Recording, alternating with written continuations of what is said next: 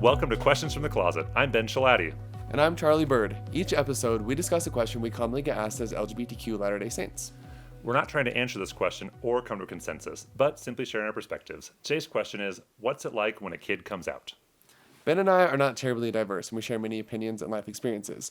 For example, I guess this isn't an opinion or a life experience, but we discovered tonight that we both have the exact same size hand. That's an experience. Having a hand is an Yeah. experience.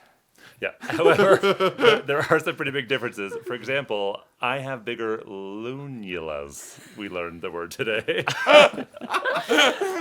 So a lunula is like the little white half moon thing on the nail. Yeah, it's not the cuticle. It's like under your nail, and apparently they get bigger as you age. Yeah. So Ben's are here. Let me see them again. Yeah. Yeah, yours. I don't really have them. Well, I'm young. no one's ever looked at my lunulas before. Anyway, I do think it's really interesting that our hands and our fingers, like everything is the exact same. Well, we're like our bodies are roughly the same size too, so Yeah. it makes sense. Well, But yeah, it is weird that we have hands that are the exact same size. yeah. And you're old, so you have lunulas. Indeed, I am old. So there you go. Listeners, send us pictures of your lunulas.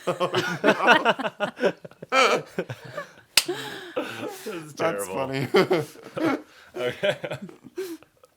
Anyway, are we good? Yeah, that was funny. Oh my gosh. Okay, I gotta stop sweating now. We would like to provide a variety of voices and perspectives. So today we're joined by Luke Sorensen and Tiffany Sorensen. Hey, it's great to be here. Yeah. I'm excited. So tell us a bit about yourselves. You go first. I'm Luke. I am 20 years old. I just got off my mission in Texas. Like how long ago? Like a month ago, just over a month ago, 5 That's weeks. so recent. I know. Super exciting. I only missed one Christmas, which I like to flex on all my friends that missed two. I'm going to BYU. Yeah, it's a great time. I came out as gay in 2020, fall of 2020. And yeah, that's me. All right. Thank you, Luke. And Tiffany? And I'm Tiffany. I'm his mom. I grew up in the Orem area and met my husband, Rick. And then he joined the military. So we lived in 4 different states. We lived in Chile, and we currently reside in St. George, Utah. And yeah, I'm just happy to be here. Well, Super excited. we're thrilled to have you guys on. And you are 2 of my closest friends. Yes. You live in St. George. I hang out at your house all the time. Yep. It's Aw. a party. Ben has a room in our house. It's called. It used to be called Lindsay's room, and now it's called Ben's room. It is called Ben's room. Sorry, Lindsay. Yes, and I brought many friends to your house, and they've Yeah. all been welcomed and loved. And it's just, I feel honored to be your friend. Thank So. you. We feel the same way. All right. So, Tiffany, walk us through. Well, why don't you both just tell us, like, Luke, walk us through what it was like to, like, when you decided to come out, how you decided to tell your parents, and just have you both share what that experience was like for each of you. Yeah. So the decision to come out was really hard. For a lot of my life, I wanted to run from it, and I wanted to not tell anyone until ever, like take it to my grave. But I reached a point in high school. A lot of my friends were older than I was. So when I was a junior, they were all seniors. And so when my senior year started, I didn't really have a lot of friends. They were still in town. They were going to Utah Tech, but we were at like 2 different phases of life. And so there was just kind of a disconnect. And so all the feelings that I had kind of suppressed kind of resurfaced because I didn't have that friend group that I could rely on when I was feeling super down. And so it kind of all reached a boiling point. And I was up late one night, and it was like 2 a.m, and I had my phone in my room, which I shouldn't have had my phone in my room because that was against our house rules. But I was just really struggling and kind of grappling with myself. And I said a quick prayer, and I was like, listen, I need to tell someone or I'm gonna die. Like, that's just how this is gonna be. I was pretty suicidal at the time. And I was going through my contact list on my phone, and this person didn't feel right. This person didn't feel right. This person had said something in 4th grade that made it so that they weren't a safe person to tell. And I came across one of my friends. We were really good friends at the time, and immediately I felt calm. I felt right about it. And so I texted her right then, and she responded immediately at 2 a.m. And I was like, hey, what are you doing tomorrow? And she was like, oh, I got to go, whatever, run errands or drop a class or something. And so I got out of school early that day. Because of COVID, we got early out Fridays. It was amazing. And she picked me up, and we went and dropped her class, and then we went to Swig. And I wrote her a 3-page note in math class that day, kind of explaining some things and telling her that if she hated me, it was fine, but that I needed to get it off my chest. And I handed her the note. I was in her car, and I put on my hood, and then I put a blanket over my head. And it was like September in St. George, so it was like really hot. But I was just hiding. And she read the note, and she immediately turned to me and said, Luke, I love you, and gave me a hug.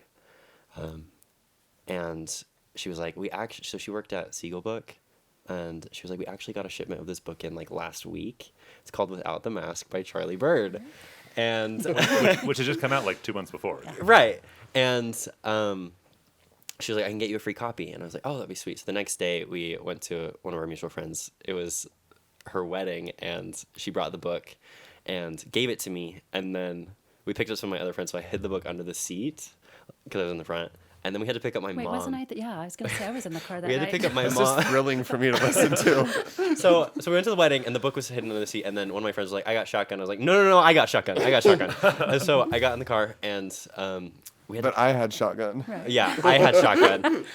Yeah, Charlie had shotgun. He was under the seat. And then we had to pick up my mom from the hospital. She had to take my dad something or something. He's the doctor who works Yeah, at the he hospital. wasn't hospitalized. He was helping people that were hospitalized. And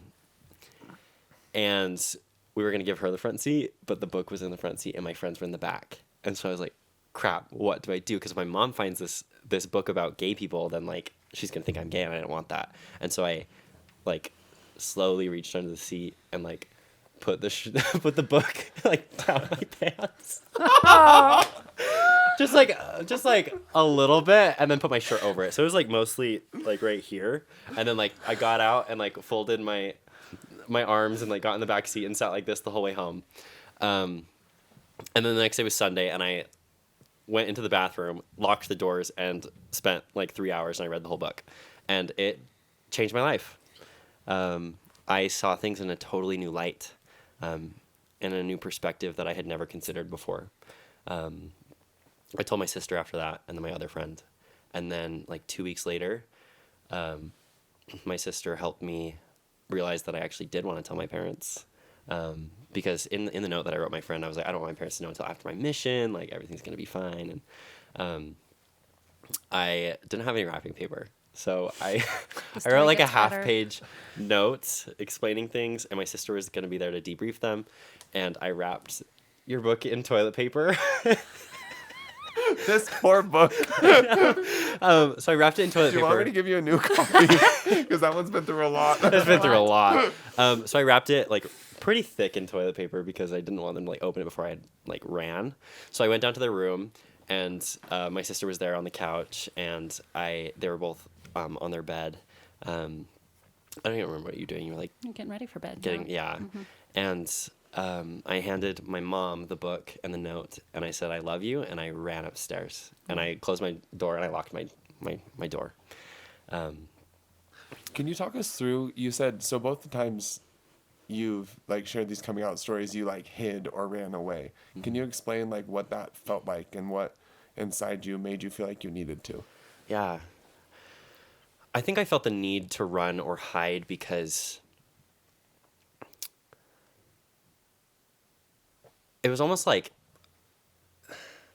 I was hiding from the feelings itself and hiding from myself, and that manifested towards my parents because if I told them, then it became real for me. And I was still in a place that I was kind of grappling with that reality. So, like, if you admit it and speak it, you can no longer live in denial. And that was scary. Right, exactly. I think that was the most frightening part. And then, I mean, you always hear horror stories from the internet about like parents kicking out their kids, and I really didn't want. And there were kids at my school that had happened to, where their parents weren't supportive, and that devastated me. Were you worried about that too? I was, which was a super irrational fear, knowing my parents, but I was still scared nonetheless. It was just. Well, I think that just kind of shows how deep the shame can go. Mm-hmm. And shame makes you think and believe things that aren't necessarily true, and like feeds into anxiety. So that makes sense. Yeah. No, there were times in my life where I would be really frustrated with anything, homework, whatever it was, or my parents like cracking down on some rule or like curfew or something, and like I would just get all frustrated, and then like they'd walk out of the room, and I'd like mouth to myself like I'm gay, like because like they had no idea what I was going through. And I felt like if they did understand kind of the feelings I was dealing with, they would have either not been so harsh with some things, which I mean, they weren't even that harsh. It was Right. just, I was a teenager. So So, Tiffany, I'm Yeah. curious what you're feeling as he's kind of recounting the story and like all of these weeks leading up to you Yeah. finding out. It's shocking. It's shocking to hear, that he thought he'd get kicked out, because it just goes to show what you were saying is like there was so much deep shame there that we just had no clue. Kind of a funny thing, Charlie, when he gave us that book on the bed, I unraveled it, and I had seen your book a couple weeks prior. I was at Desert Book and I was standing in line, and I looked over there, and it was 2020, right? Isn't that when your book came out? Yeah. And I looked over there and I read, the Without a Mask, and I was like, oh, it's a book about COVID. So I totally thought it was a book about COVID. So when I unwrapped it, I'm like, oh, it's this book about COVID, It's like, Luke's like, Mom, I have COVID. Mom, I tested positive. Right. He just ran away to quarantine. So this book really went through a lot, right? Yeah, but we had no idea. I mean, Luke had a lot of health issues all throughout adolescence that we understand now. He was under so much stress and pressure and trying to hide that guilt and shame that it was manifesting itself in a physical way. I would go 2 or 3 times up to the school and pick him up, like during orchestra or PE, the classes that he could miss, and then take him back up for the core classes. And we were trying everything, Dad's a doctor. We're trying to, take him to this doctor and that doctor and do this medicine and that. And really I didn't know. And so you asked me how that, that makes me feel on this end. I feel so sad. I wish that we could have created an environment where he felt a little more comfortable being honest and not hiding all that. So. And so, Tiffany, you get this book wrapped in toilet paper. You Yeah. open it up. You think it's about COVID. Yep. Then take it from there. Well, he ran away, and so we're like, what's this? And then, if it's okay, I'd love to read a journal entry that describes exactly, kind of how that happened. So, and I started this, I'm not a journal writer, but probably a few months after he came out, I was just prompted that, I was having some pretty intense feelings, some heavy feelings, and I just had the thought I should write these down. And I'm so, so grateful that I did, because I'm a completely different person now than I was then. So it's called I'm Gay, like the journal is what it's called, I'm Gay. And it says, on September 27th, 2020, our lives changed forever. The thing is, nothing really changed, but our awareness of something that was already there was awakened. Our son Luke, 17, came into our bedroom as we were preparing for bed on a Sunday night. He rushed in, shoved a toilet paper wrapped gift toward us with a letter attached, and raced out of the bedroom and up to his room. I opened the note, and the words, I'm gay, bounced out at me. The note was much sweeter and faith-filled than that, but those words pierced my soul. The note said he loved us and that he still wanted to remain a faithful member of the church and stay close to Christ. Those are the words that should have jumped out at me. And then I wrote, what more does a mother want than for her child to say he wants to stay close to the Lord and his church and gospel? Those are the only words that I should have given merit to. But I'm gay, popped out. And so, What yeah, was it about those two words that were so jarring? I was so afraid of them. Yeah.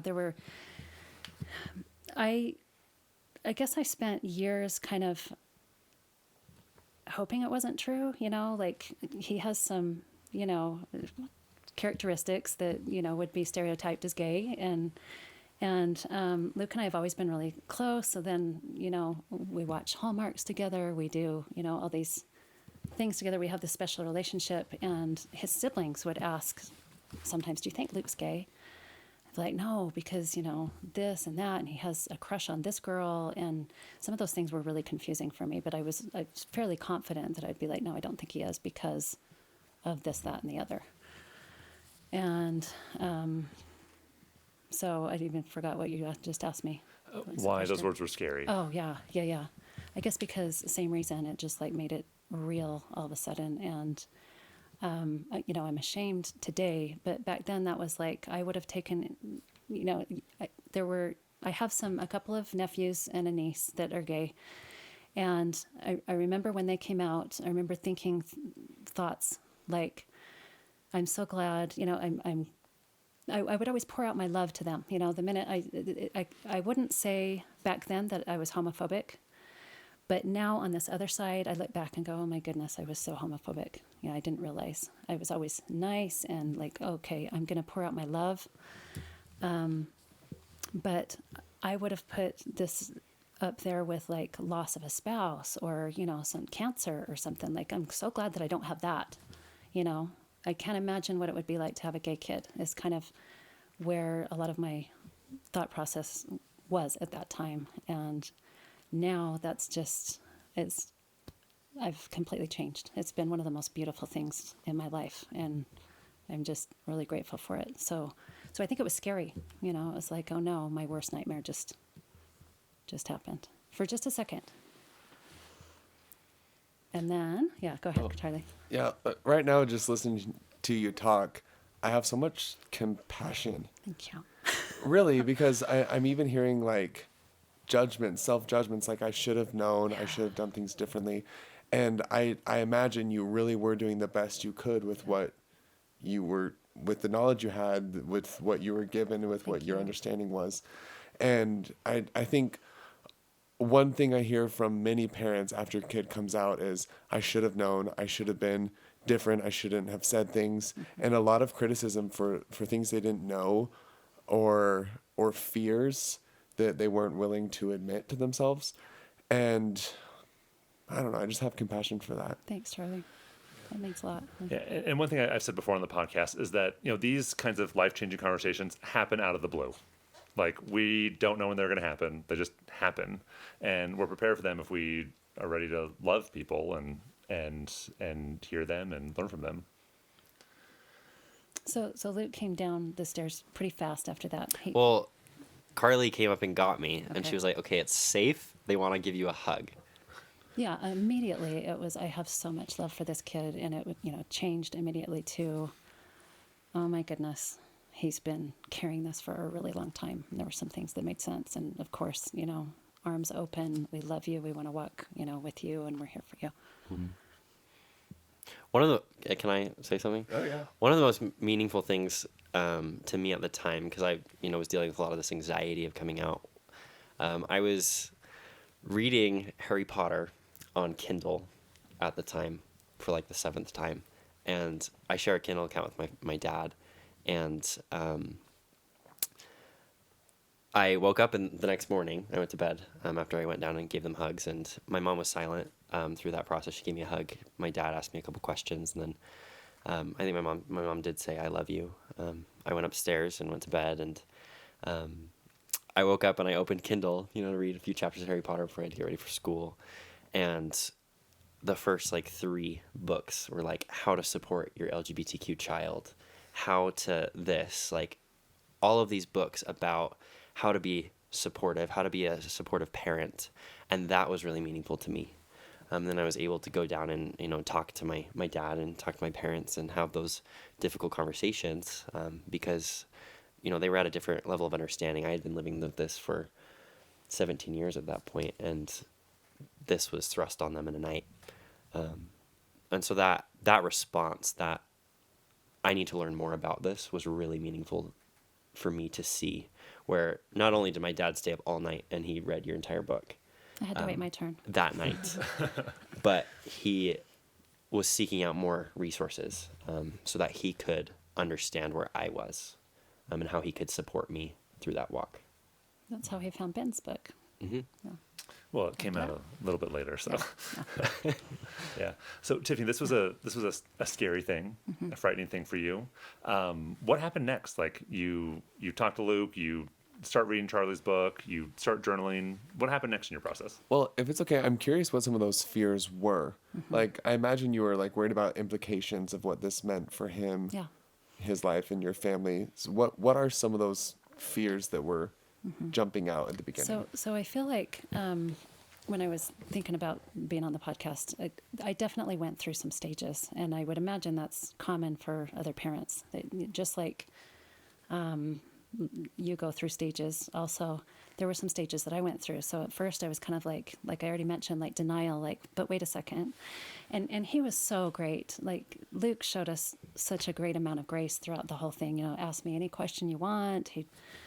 And I was like, but wait a second, you had a crush on this girl, in the 6th grade, and then you had a crush on, and you go on, I had no level of understanding. Like, how does that make sense? It's not that I didn't believe him. I believed him immediately, but I just wanted to understand better. And so I kind of went through this, stage of maybe like denial, like explain these things. And he was great. And then I feel like there was a stage of like shame or like embarrassment of like, oh no, like how is church going to be? And as people find out, like, and so I tried to make it about me. And that's a point I kind of really want to make is for parents is like, try not to make it about you. It's about him. It's about Luke. And I tried to make it about me. What does this mean? What does it look like? What will my family think? What will others think? And luckily, I was able to move through that pretty quickly. But, it's been 3.5 years. So I feel like there's been a lot of stages. Then I went through a stage of anger of, why does God even make somebody like this if they can't, be together or have, blessings and all these things. And I've kind of labeled it for myself as like gospel grief. And like, I've never had a hard time with anything gospel related. My dad was a religion professor at BYU. So we grew up as a CES family. Like everything just came really easily for me. And now for the first time, there's a lot of things that I don't understand. And I was never the person on the, sitting in the pew at church or in a church class, having a hard time with some of the comments or lessons or a talk. And so it was a new experience for me. And so I kind of went through this stage of grief and anger.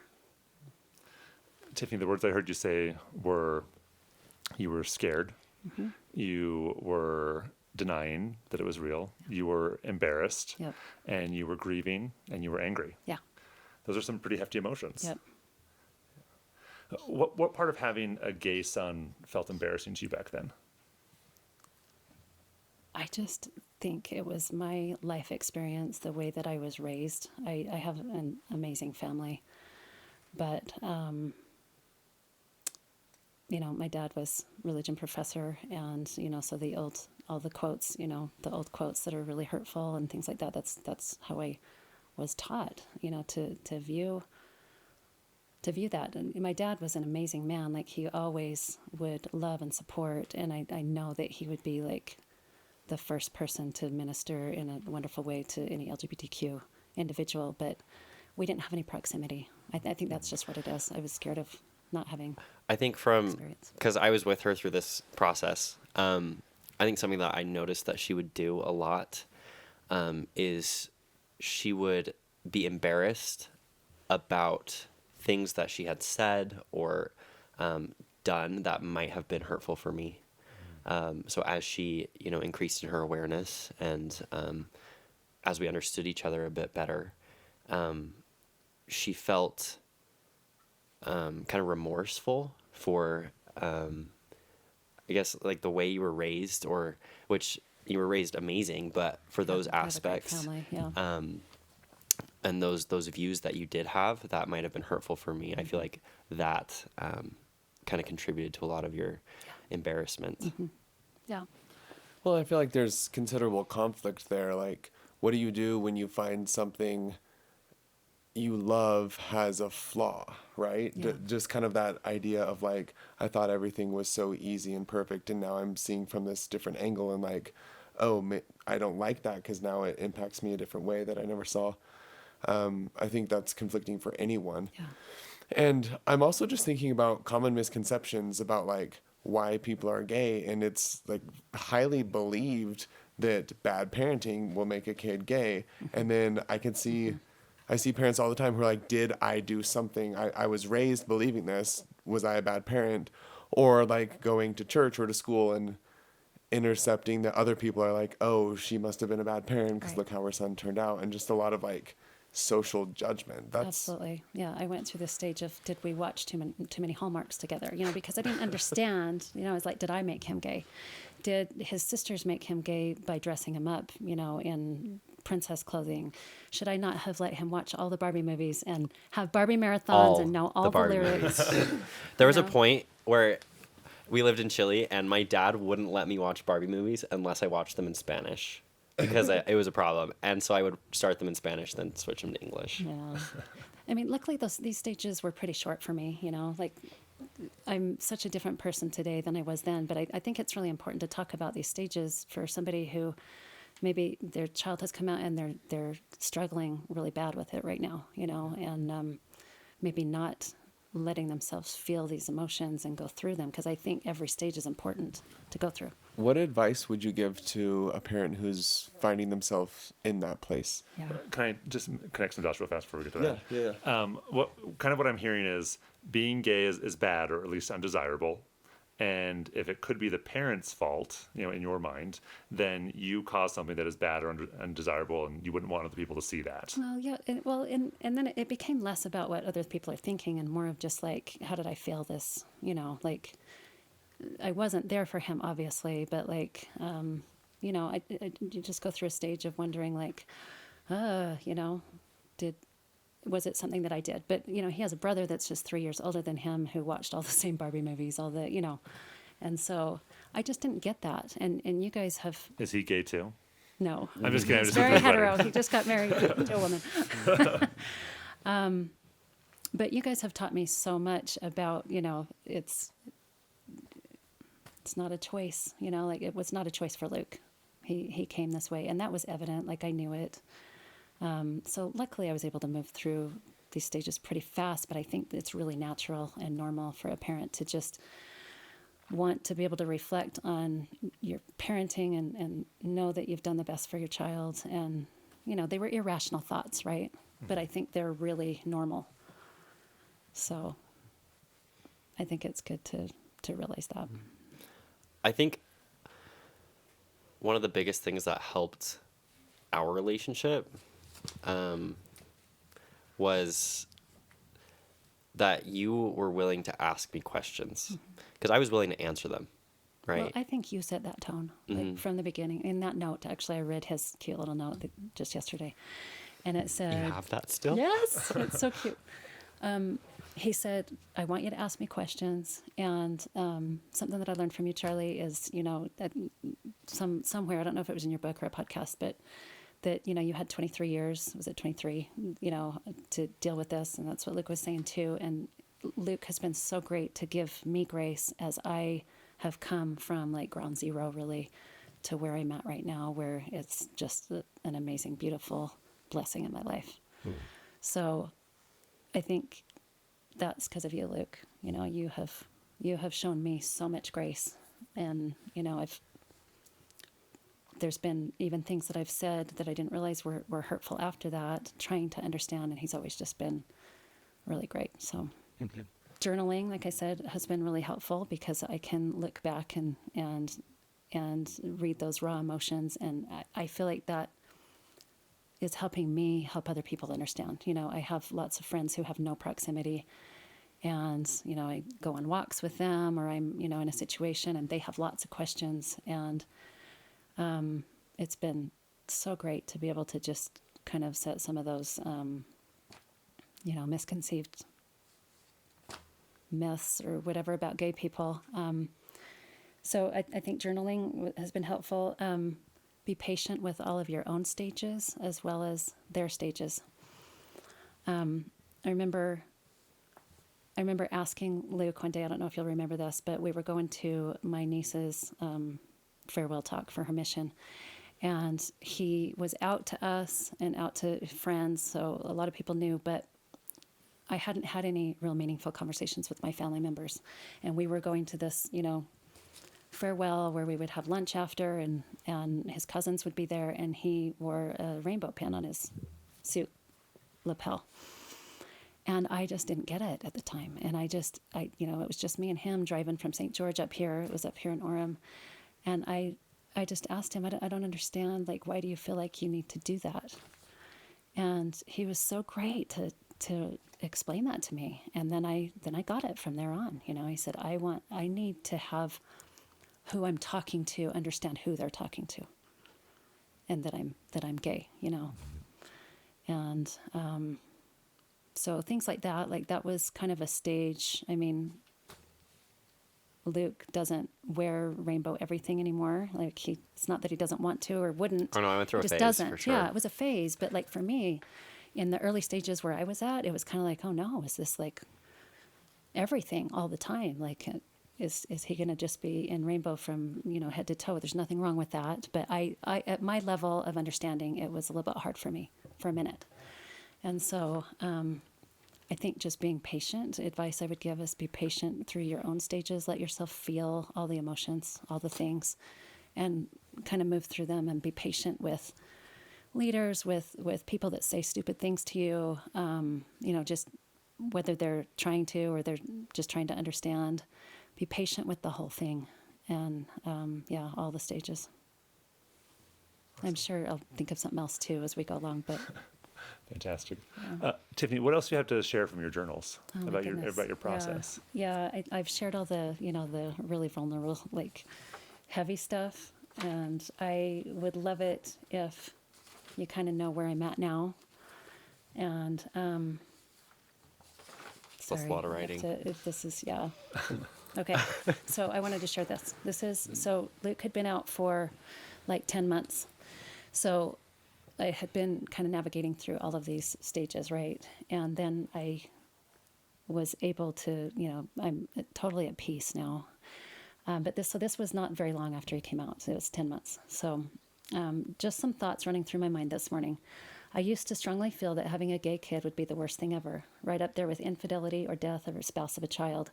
It's been 9 months since Luke told us he's gay. 9 months of heartache, embarrassment at times, tears, and questions in relation to faith and reconciliation with the gospel, proclamation, etc. I'm starting to believe that having a gay kid is a beautiful thing for me.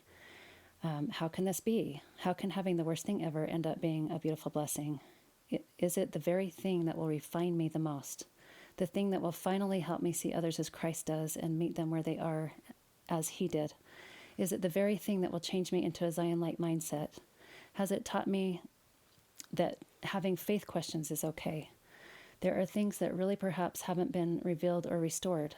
Is it all part of the gathering, his plan for me? I'm starting to believe that the answers to all these questions is yes. And it's a resounding yes. Like, it has been the most beautiful thing in my entire life. I see people on a different level. I want this for everyone.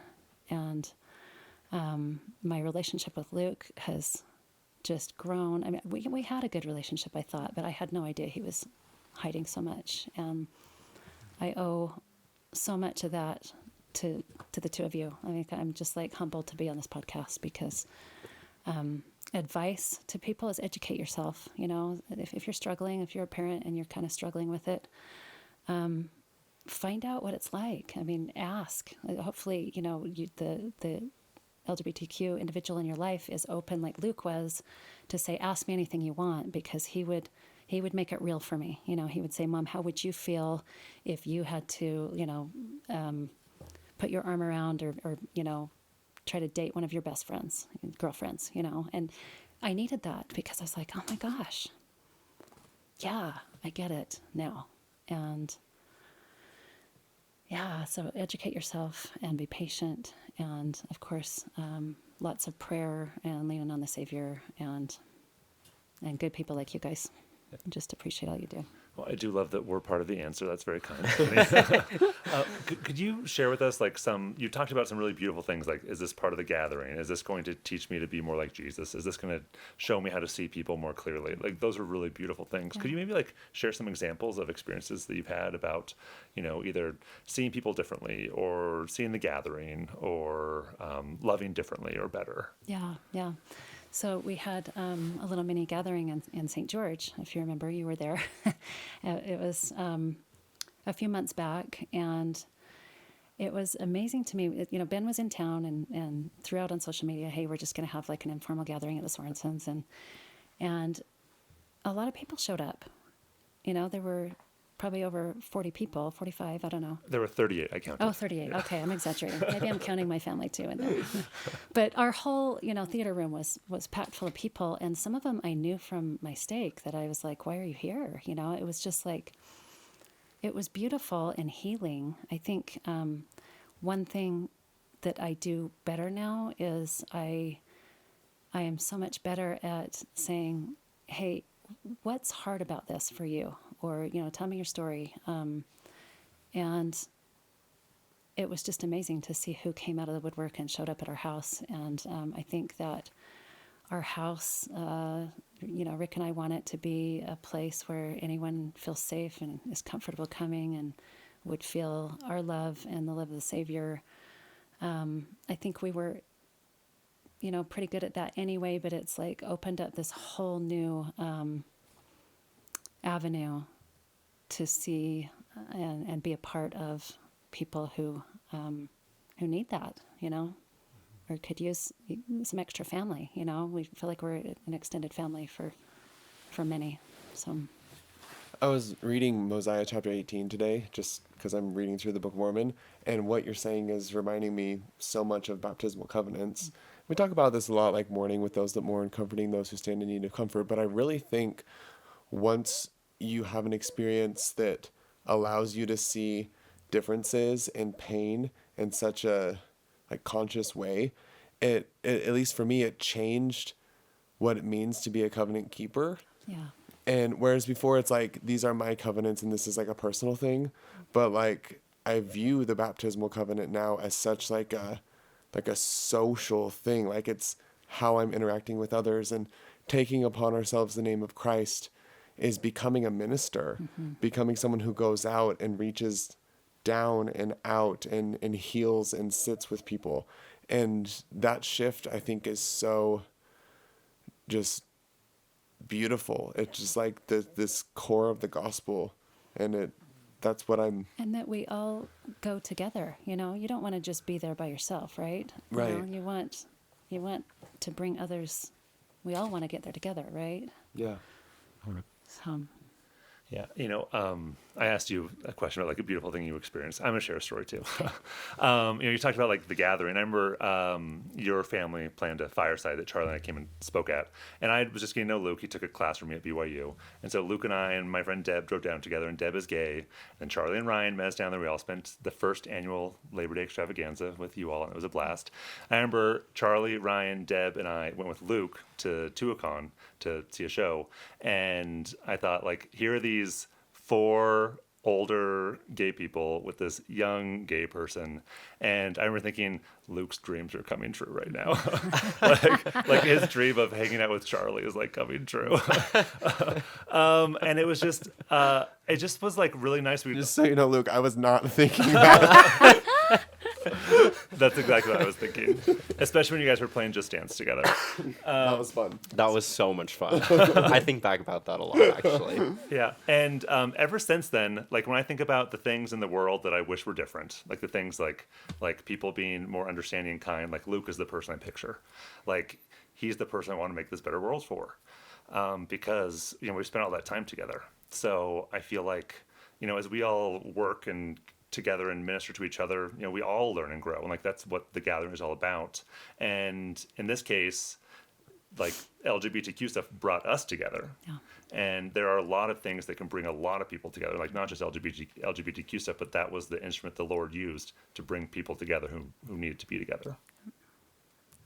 Love that. It's beautiful. For the record, that was a dream come true. It was just being with all y'all, just like being around people that shared that little piece. It was the first time that I'd ever really been around other gay people, and so it was refreshing that people understood, and I didn't have to put up a wall or a fence or a barrier. And sorry, we were also old and weird. No, I had so much fun. Time of his I'm life. not as old because I don't have the lunulas. I don't have any either. I was actually I have a couple. Yeah. I guess I'm older than Charlie. Great. Back to the topic at hand. Luke, if you were to talk to a gay kid who came out to his parents and it maybe didn't go as well as they would have liked, what advice would you have for that person? Ooh. I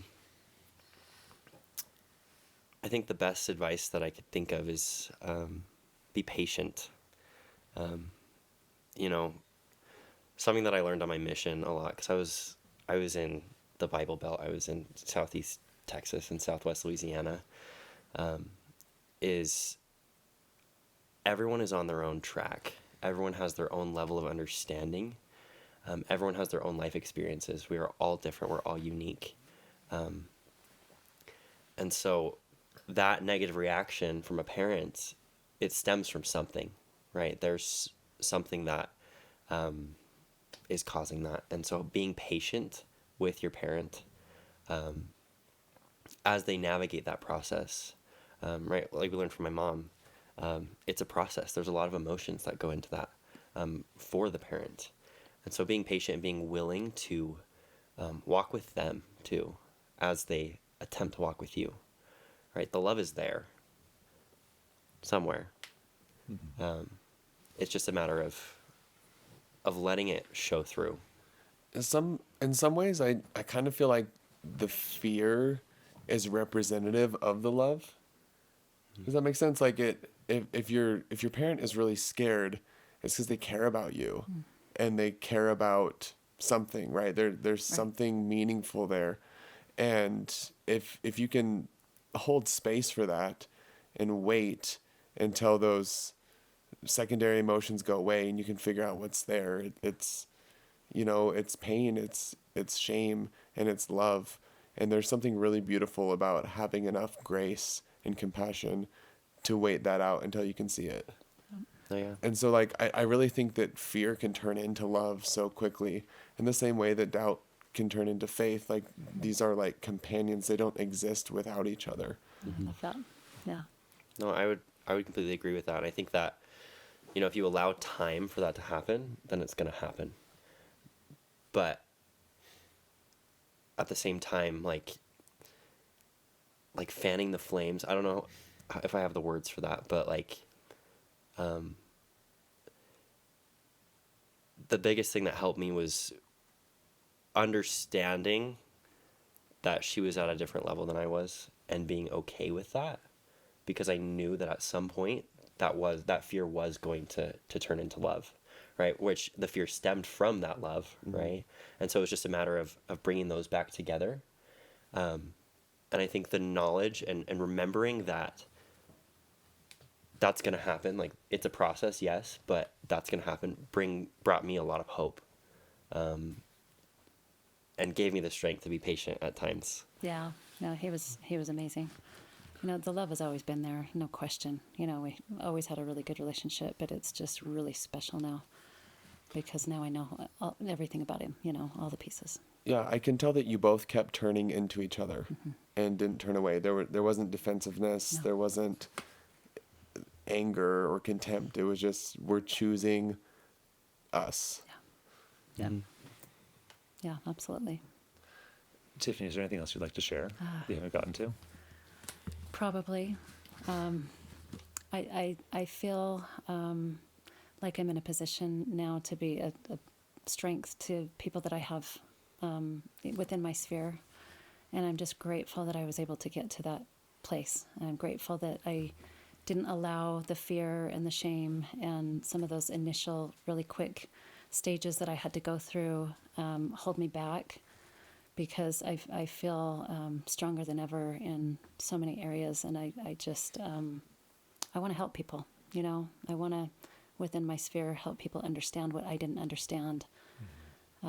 It's an important work, and I'm grateful that I can hopefully be a part of that going forward. Yeah. Yeah. So I'm kind of a quiet person. I would say I'm an introvert. Ben, you're an extrovert. What? But we get along really well somehow. But yeah, I'm an introvert. So when I've kind of pondered, like, how can I make a difference? Like, I'm probably not going to fly a flag on my house, although that's fine for somebody else. But the reason I probably wouldn't do that is because it's not like me. I'm not a big social media poster. And I've found, as I've been pondering, like, how can I be the best help, is for me to do things that are congruent with who I am. So, changing people's view one person at a time, answering questions, helping them with viewpoints that they never would have considered because they were at that ground zero that I was at. And it's really invigorating to be on this other side, that I feel like that I can be that strength for other people, even if they don't have proximity. And it's even better when they don't, I feel like, because then they can, be opening their hearts and their minds to people in their ward, or, people in their class at church and things like that. So I guess what I'm trying to say is it's not that I feel embarrassed to wear, I would wear a rainbow shirt. In fact, I have one, and things like that. But I think it's important that to have grace with yourself too, that if that's not who you feel comfortable being, you can still make a difference in the ways that are congruent with who you are. Can I make a comment? You just did. I guess I did. But what my mom was saying was just, it reminded me about something in Charlie's second book, Expanding the Borders of Zion. I read it on my mission. He talks about support at every stage. And it was a chapter that I would read to a lot of my companions because a lot of them had no proximity, and I had to be the first point of contact. And that was a little bit rough and rocky sometimes. And so those were excellent resources, so thank you for that. But something that my mom did that I really appreciated, I went on a boating Lake Powell trip with a lot of my friends my freshman year at BYU. I guess I'm still a freshman. My first semester at BYU. And we were making bead bracelets or whatever, and I made this little pride ring, just super simple. That's just really pretty. Just really super simple pride ring. It was really small. And when I got home, my mom was like, "Hey, I like that. Can I have it?" And I was like, "Sure," because she's not the person that would, fly a flag or, wearing a shirt. I'm going to fly a flag starting tomorrow. It took a while, but she wore that ring all the time. And I was in that phase where that was really important to me. Yeah. And so her showing that support for me was really helpful as I navigated those different stages, because I knew that she was there for me in a way that she was comfortable. She wasn't, being someone that she wasn't. She was being genuine to herself. Whereas, back then I would have loved for you to fly a pride flag. And maybe I will.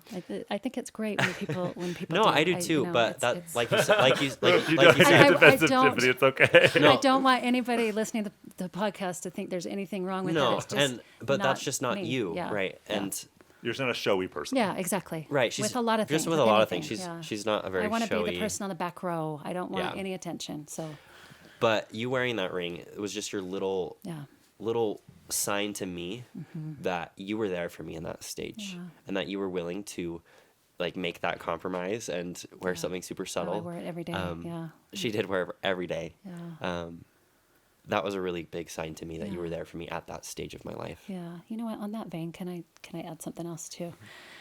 Something that I learned also was how important it is to ask who he's crushing on, and that was one of the hardest things for me, to actually have that like come out of my mouth, because I was still in an early on, to be like, okay, I understand now that this is really important for him. It's a you know, in the show Inside Out, the Disney show Inside Out, where they have core memories and they put it in the machine and it goes down the thing, and there's certain fundamental things with relationships that are really important, that with all this suppression of I'm hiding this, and you know, I would never tell my mom that I'm crushing on a guy, that they miss out on. And if you can bring yourself as a parent with a child that has come out to you, to understand that those are so normal and so fundamental to their development as a child, just like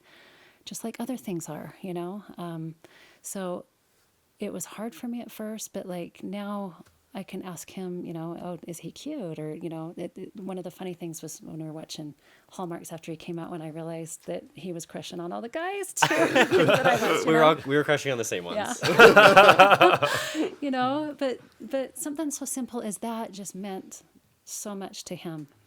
And I love that we're at a place now that we have that relationship. Yeah. Takes some work, and it's beautiful. Yeah. And I think that principle of, you know, being the like loving and supporting in the way that like comes naturally to you, I think is super important. Like I've brought so many gay friends, not so many, but a number of gay friends over to your house, yeah. and some straight friends too, Yeah. even. And everyone's like so welcome and kind, like whether they're active in the church or not, you're just thrilled that we're there. Oh, And you always say, absolutely. come back, the door's open. Some of them Yeah. I think have even stayed there when I haven't been there. Yeah. So And we love that so much. and Our door's open. Yeah, and then when I told you I was going to start dating, you said, I want to hear about your dates. Now I call you after all my dates. Yeah. And that's so nice. I love it. Yeah. Yeah.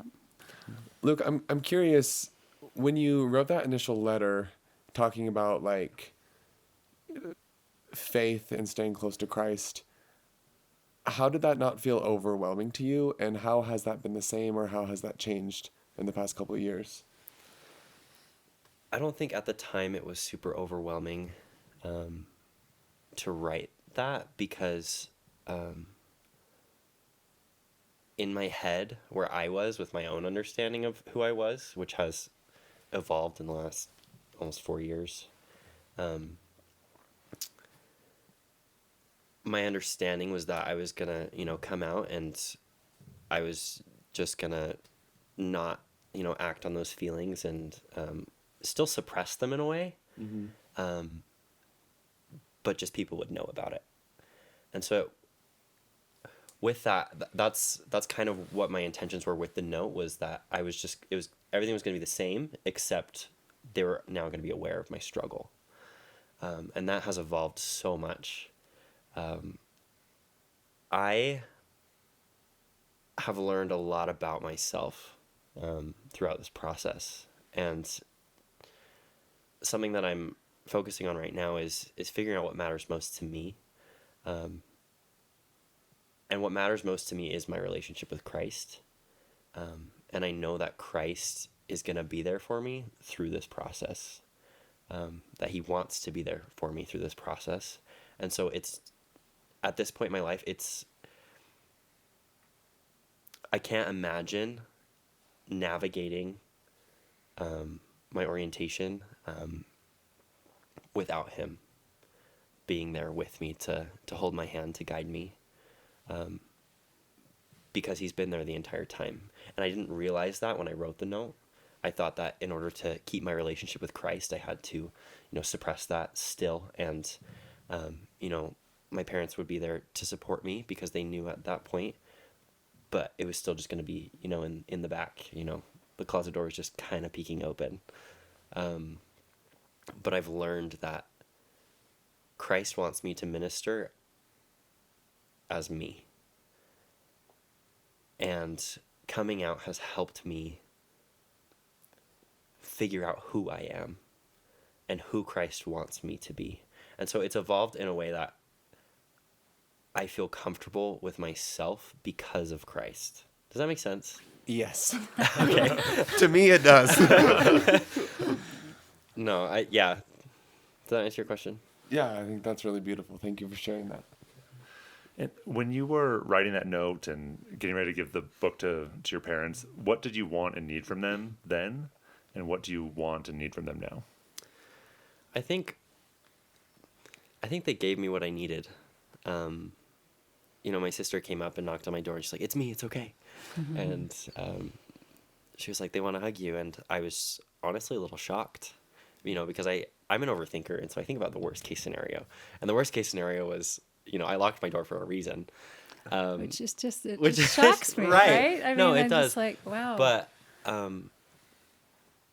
I needed to see that they loved me still. Yeah, who you were. Because I knew that they loved me, but a part of me associated their love with this mask that I had. And so if I take off that mask, are they still going to love what they see? And I think that they did a beautiful job meeting that need, showing me that they did love me, right? Doing the research, learning and wanting to understand, having the desire, the willingness, is what I needed then. And I think now, I am so blessed. I have the greatest parents of all time, but continued support, right? My mom, she asks me about my crushes. She asks me, she helps me have the hard discussions that I have with myself, but it gives me like a wall to bounce things off of. And that is something that I need. And that is something that I've needed for a long time. And she has filled that role, where I can have the hard conversations with her, where she's going to be there no matter the outcome. Yeah. Actually, for her birthday this last year, she wrote me a letter on my mission. And in the letter, she said, "I need you to know." She said, "I need you to know that wherever you go in life, whether you date women, whether you date men, whoever you end up with, I need you to know that I'm going to be there too. And that I'm going to be there to support you, and I'm going to hold your hand."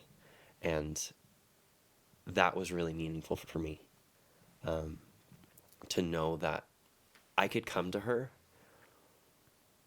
with the uncomfy things, and that she wasn't going to turn away. We like uncomfy now.